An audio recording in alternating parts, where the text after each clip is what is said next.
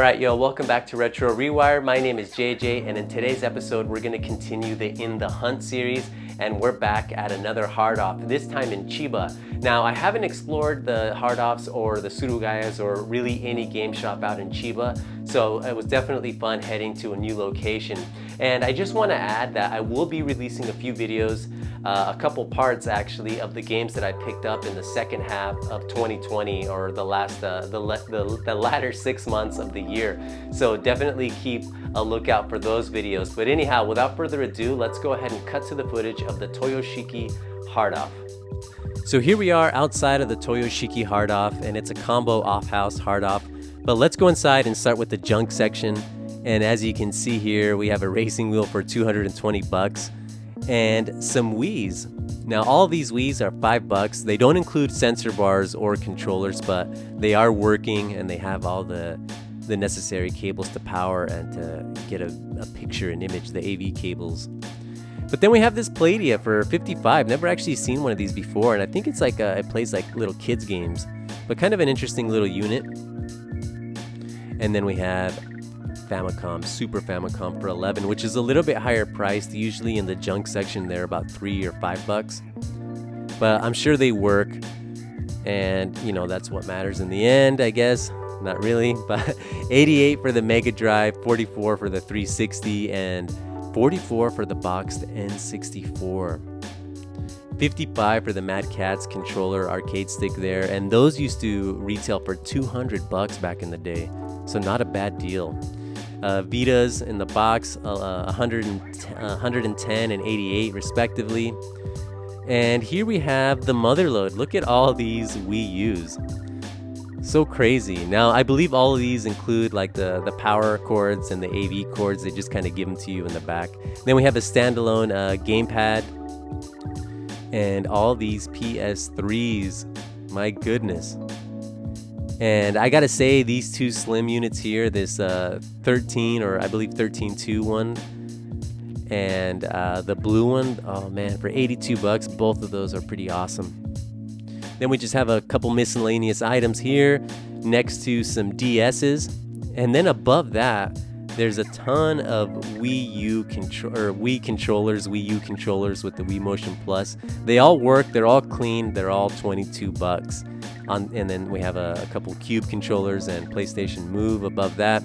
But here we are in the case. As you saw, we have a Dreamcast for 55, Neo Geo Mini for 110, some PS2 Slims, and the PSP Rose Pink and Radiant Red. 66 for the pink and 88 for the red.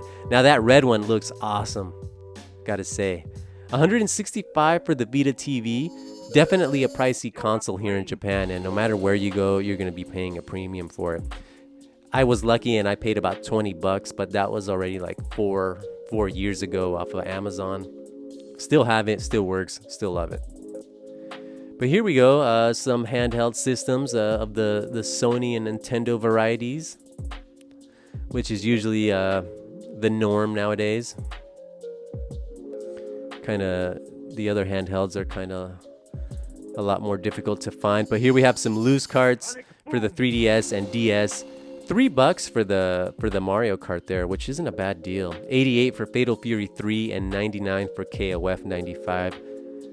Pretty cool games for the Neo Geo. And then we have Pepsi Man back there for 66 bucks. And then we have Ninja Warriors, and both are available on the Hard Off website. But here we are in the bins, and we'll definitely take a closer look at a few of the titles in here, and definitely feel free to pause if you just kind of want to read what they have. Now they didn't have many bins like this, but let's start with the Dragon Buster here, which kind of has a cool cover. It's priced at 11 bucks, and it kind of reminds me of the old Hanna-Barbera cartoons. Kind of an interesting, even though it's more anime, but definitely interesting. And I believe the cart for that is also gold. And then we have Ocarina of Time for about $8-9 bucks. Pretty cool to have that as a collector's item. And if you know Japanese, definitely. But if you have the game memorized, you can definitely do it. Then we have about $8-9 bucks for that Donkey Kong, but it doesn't include the expansion pack. And I believe this game requires it, if I'm not mistaken. And then we'll take a look at Super Mario Kart. This game is awesome, and the prices vary from hard off to hard off. Here it's $16.50, which is a little bit higher priced. Then we have this fishing game that looked it just kind of caught my attention. Looks kind of interesting. Never actually played a fishing game other than like the Sega variety, because they're more arcadey. But yeah, then we'll take a look at a Ram Kart here. And I believe this is, if I'm not mistaken, region free. So if you have a Sega CD, a Mega Drive CD from Europe, that'll definitely be compatible. If I'm not mistaken, I could be wrong. And then we'll take a look at this. I forget the name of this game, and it's such a common game. But it's a puzzler from Sega. Pretty cool. Puyo Puyo, or no, I can't remember. But anyhow, let's go to the pegged games. We got a few Super Famicom games here. Some of them are $3, $5, and so forth, so not too bad. Now, definitely their stock in this particular store was a little bit lower than what I'm used to seeing. But here we have this game by Jellico that inspired by the Legend of the Monkey King, same source material as Dragon Ball. I don't know the actual name, but it does look pretty cool, I gotta admit. Definitely need to get into more Famicom game playing and collecting. And we have Goonies here. I always see this game everywhere. And judging by the screenshot, it kind of reminds me of the old Conan game for PC. And then we have Wario's Woods, which is one of the final NES games. Released in '94. Looks pretty cool though. And then we'll make our way up the peg hooks into Super Famicom territory. We have Super Bonk, ActRaiser, Kirby, Super Bomberman there. We have Axlay in the back, and I believe the Axlay is about $65. So about $10 higher than what I'm used to seeing. Then we got a few more Super Famicoms and GameCube games. But before that, let's take a closer look at the N64 games. Mario Kart for $3. Star Fox 64 for $5, Smash for $3. So pretty good prices on those, not too bad. And they had some interesting GameCube titles, and I was actually impressed that they had quite a few of these Resident Evil Biohazard games.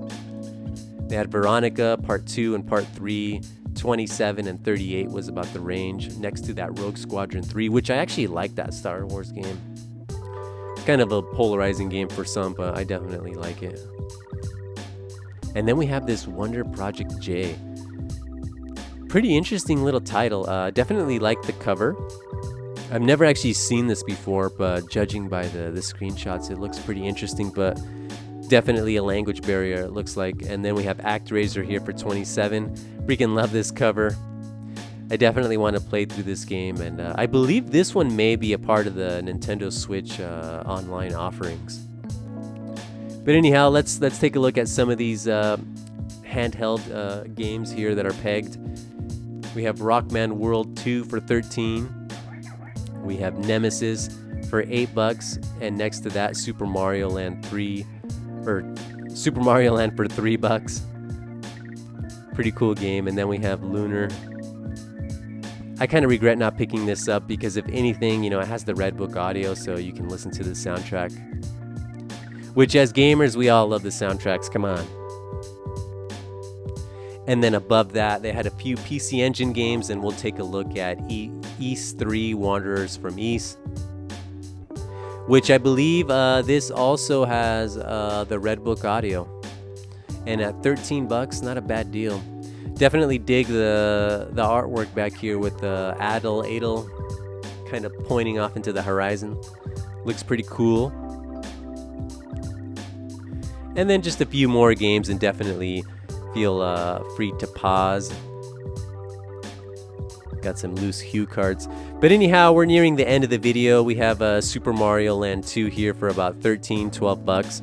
But hope you enjoyed the video. Now I'm gonna go ahead and cut back to the studio, and I'll see you all now. All right, y'all, so we're pretty much at the end of the video, and I just wanna say they had quite a bit of Wii U Wii U systems in stock. I haven't seen that many before, so it was definitely kind of a nice surprise to see that. So if you're in the market for a Wii U, and hopefully when things get better and people are allowed to come back into Japan, definitely pay them a visit, as I'm sure they're still gonna have plenty of Wii U's in stock.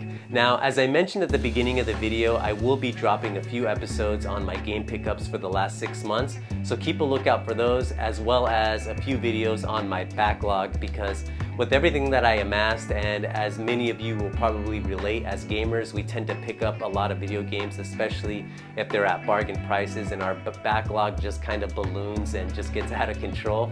But anyhow, I just want to share that with all of you, with what I'm currently playing and whatnot. Now, also in regard to In the Hunt, we're going to continue that to another hard off, but this time we'll be back in Saitama. Definitely another location that has some pretty cool stuff in stock, so keep a lookout for all that content and more to come. But anyhow, my name is JJ. Thank you for checking out Retro ReWire. Please like, share, comment, and subscribe, and I hope to see you all very, very soon. Ciao.